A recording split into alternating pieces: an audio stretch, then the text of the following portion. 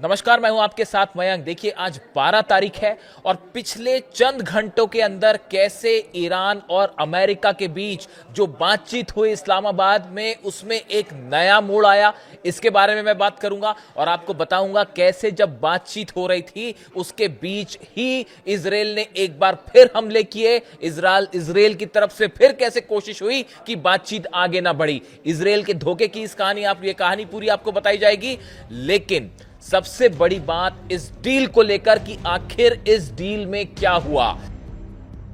ये जो खबरें इस्लामाबाद से आ रही हैं उसके मुताबिक पिछले कई घंटों से जारी ईरान और अमेरिका की बातचीत का कोई नतीजा नहीं निकला है और एक्सपर्ट एक बार फिर ये बता रहे हैं कि ये बातचीत जो पहले दौर की बातचीत है ये पूरी तरह से फेल हो रही है। और इसकी सबसे बड़ी वजह है अमेरिका एक बार फिर अपनी मांगों पर अड़ गया है।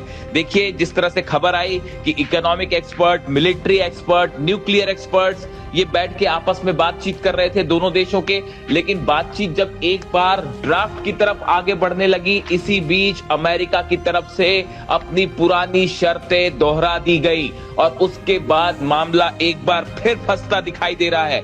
देखिए, इस बीच जो सबसे चिंता पैदा करने वाली खबर है, सबसे बड़ी खबर है, वो ये है, बड़ी हैरान करने वाली खबर, कि इस बातचीत के बीच अमेरिका ने हॉर्मूज को लेकर बड़ा ही सनसनीखेज दावा किया है। अमेरिका का कहना यह है कि उसके दो जंगी जहाज यूएसएस माइकल मर्फी और यूएसएस फ्रैंकी पीटरसन, इन्होंने हॉर्मूज को पार कर लिया है। यह बयान सेंटकॉम की तरफ से आया है। ये बयान सेंटकॉम चीफ ब्रेट कूपर जो है, उन्होंने इस तरह का इशारा किया है कि ये जंगी जहाज जो है वो हॉर्मूज को पार कर गए हैं, इस तरह का दावा है अमेरिका का।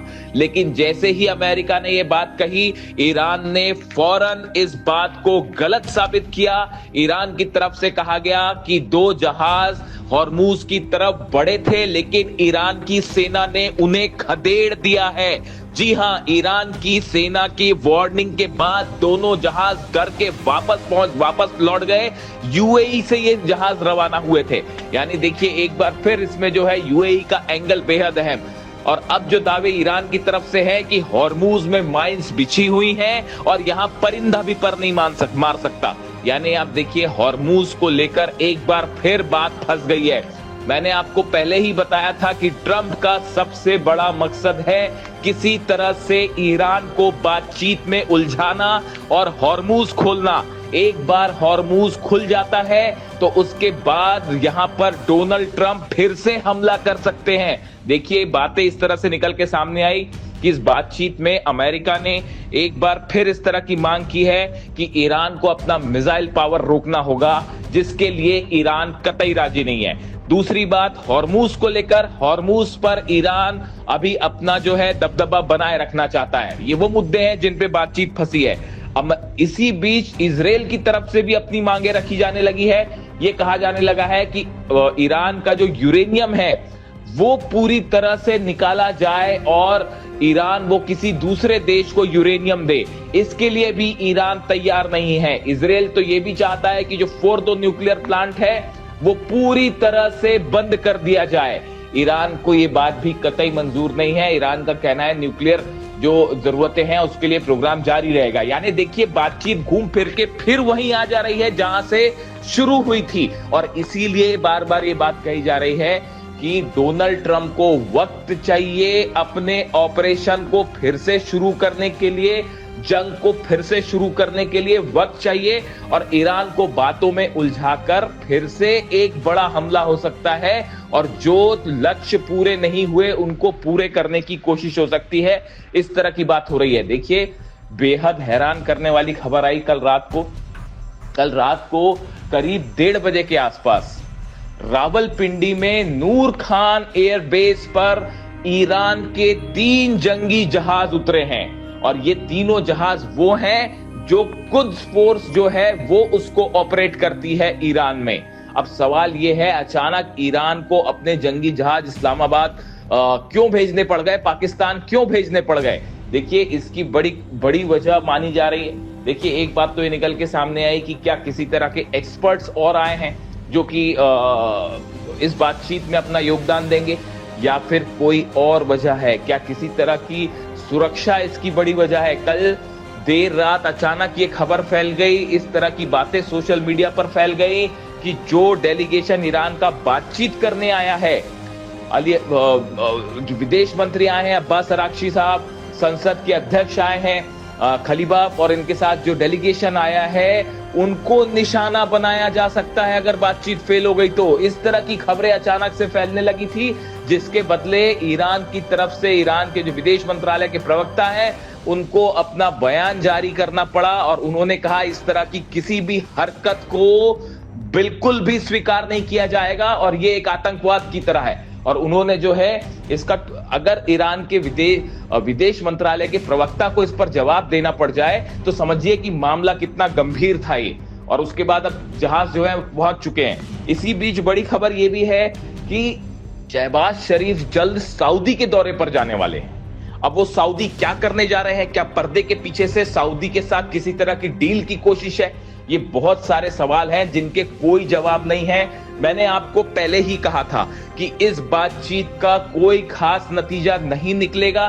सिर्फ क्या यूरेनियम के मुद्दे पर कोई सहमति बन पाएगी, हॉर्मूज के मुद्दे पर सहमति बन पाएगी, और मिसाइल प्रोग्राम को लेकर क्या होगा, ये ऐसे मुद्दे हैं जिन पर ये डेडलॉक है। बाकी बातें देखिए, कुछ चीजें ऐसी हैं जिनको लेकर जो है वो सहमति बन सकती है कि ईरान के ऊपर से जो फ्री संपत्ति है उसको रिलीज करना, ये कोई बड़ा मुद्दा नहीं होगा अमेरिका के लिए। अमेरिका जब चाहे इसको कर सकता है और ना ही इसमें ट्रंप को दिक्कत होगी।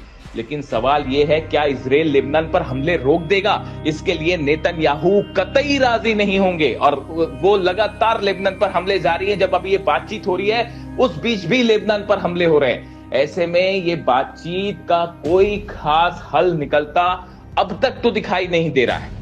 देखिए, मेरा मानना यह है कि इस बातचीत में अगर ईरान ने स्ट्रेट ऑफ हॉर्मूज को खोल दिया तो उसके बाद इस पूरे मामले में एक बड़ा मोड़ आ सकता है और ईरान को घेरने की कोशिश हो सकती है। देखिए, जब तक स्ट्रेट ऑफ हॉर्मूज पर पूरी तरह से ईरान का कब्जा है तब तक ना अमेरिका ईरान का कुछ बिगाड़ सकता है, ना इजराइल ईरान का कुछ बिगाड़ सकता है। अब हालात ये हैं कि पूरी दुनिया की अर्थव्यवस्था फंसी हुई है और वो इस वक्त ईरान के हाथ में है और इसीलिए छटपटा रहे हैं डोनाल्ड ट्रंप। आप देखिए, पूरी बातचीत के बीच डोनाल्ड ट्रंप के जो बयान आ रहे हैं, बेहद शर्मनाक बयान। कभी वो कहते हैं कि ईरानी सिर्फ इसलिए जिंदा हैं क्योंकि उन्हें बातचीत करनी है, कभी वो ये कहते हैं कि ईरान एक फेल देश है, कभी ईरान की शर्तों पर वो भड़क जाते हैं। बातचीत के बीच डोनाल्ड ट्रंप के ये बयान, क्या ये दबाव बनाने की कोशिश है या फिर इस ओर इशारा है कि ये मामला किसी धोखे के आगे कुछ नहीं है, ये मामला फिर एक बार जंग की तरफ जाएगा? और इस बात को ईरान अच्छी तरह से समझता है, ईरान का विदेश मंत्रालय समझता है, ईरान की सेना तैयार है। देखिए, जैसी खबरें ईरान से आई हैं, मुस्तफा खामेनी ने, ईरान के सुप्रीम लीडर ने बड़े आदेश दे दिए हैं अपनी सेना को कि किसी भी नए हमले के लिए पूरी तरह से तैयार रहें। किसी भी क्षण एक बार फिर हमले शुरू हो सकते हैं। इस तरह की कोशिशें जो है हो सकती है कि फिर से ईरान को टारगेट किया जाए। इसके लिए लगातार मिसाइल लॉन्चर्स फिर से तैयार किए जा रहे हैं जो तबाह हुए थे। बड़ी संख्या में सेना का हॉर्मूज की तरफ मूवमेंट देखा जा रहा है क्योंकि हॉर्मूज के रास्ते एक बार फिर किसी तरह का ऑपरेशन संभव है, ऐसा बताया जा रहा है। दूसरी तरफ देखिए, हिजबुल्लाह से भी बातचीत की कोशिशें हो रही है और बताया जा रहा है कि पाकिस्तान के कुछ अधिकारी जो हैं वो हिजबुल्लाह से बात कर रहे हैं कि किसी तरह से जो है वो सीज फायर किया जाए। यानी पर्दे के पीछे गोलमोल तमाम बातें हो रही हैं, लेकिन कागज पे कोई भी बात लिख कर देने के लिए अमेरिका अब तक तैयार नहीं हुआ है। और इसीलिए बात कही जा रही है कि ये जो बात रात भर चली है उसमें अब तक जो बात हुई है वो पूरी तरह से फेल और बेनतीजा रही है। खबर है चाइना से, हालांकि खबर चीन के बारे में है लेकिन आई अमेरिका से है। CIA ने एक रिपोर्ट सौंपी है, ऐसा सूत्र बता रहे हैं। अमेरिका की खुफिया एजेंसी ने एक रिपोर्ट सौंपी है और जो कई अखबारों में है और उसमें यह दावा किया गया है कि चीन ने ईरान को आगाह किया है कि एक बार फिर ईरान पर बड़ा हमला हो सकता है और इसकी तैयारी में ईरान जुट चुका है। बात नंबर 1। बात नंबर 2 जो खबर आई है कि चीन ने अपनी मिसाइल्स ईरान भेजनी शुरू कर दी है। दूसरी बड़ी बात, तीसरी बड़ी बात, ईरान को अपना डिफेंस सिस्टम देने की तैयारी में जुटा हुआ है ईरान। तीसरी बड़ी बात, चीन ने ईरान के लिए अपना मिसाइल डिफेंस सिस्टम एक बार फिर भेज दिया है, रवाना कर दिया है। चौथी बड़ी बात, किसी तीसरे देश के जरिए ये हथियार, मिसाइलें और डिफेंस सिस्टम ईरान तक पहुंचाए जा रहे हैं। इस तरह की खबरें हैं। देखिए ये बेहद अहम है। बातचीत के बीच में ये खबर आना कि चाइना की इंटेलिजेंस ये कह रही है कि इस तरह के दावे हो रहे हैं कि एक बार फिर ईरान पर हमला हो सकता है, यानी कहने का मतलब है चीन आगाह कर रहा है ईरान को कि बातचीत का कुछ नतीजा नहीं निकलने वाला है, सावधान रहिए, हमला होना तय है। देखिए जो बातचीत हुई अमेरिका की और ईरान की, इसमें ईरान ने हर मुद्दे पर अपनी बात बेहद बेबाकी के साथ रखी और जैसी खबरें हैं उसके मुताबिक जो डेलीगेशन इस्लामाबाद में बात कर रहा था वो लगातार ईरान की सेना के भी संपर्क में था। देखिए इस समय मैं आपको कई बार अपने वीडियो में कह चुका हूं कि ईरान में अब जो फैसले ले रही है वो सेना ले रही है फैसले। जब तक सेना की तरफ से किसी भी बात को लेकर कोई सहमति नहीं दी जाती तब तक कोई भी फैसला ईरान नहीं कर रहा है। यानी इस समय ईरान में सेना का शासन है और चाहे डील करनी है नहीं करनी है, किस मुद्दे पर क्या रुख रखना है, ये सब सेना तय कर रही है। अब्बास अरागची साहब क्या कह रहे हैं ये बेहद अहम है, लेकिन ईरान की सेना बेहद अहम भूमिका में है। अहमद वाहिदी जो IRGC के चीफ है, उनके हाथ में बहुत कुछ है और ये बात अब अमेरिका भी अच्छी तरह से समझता है।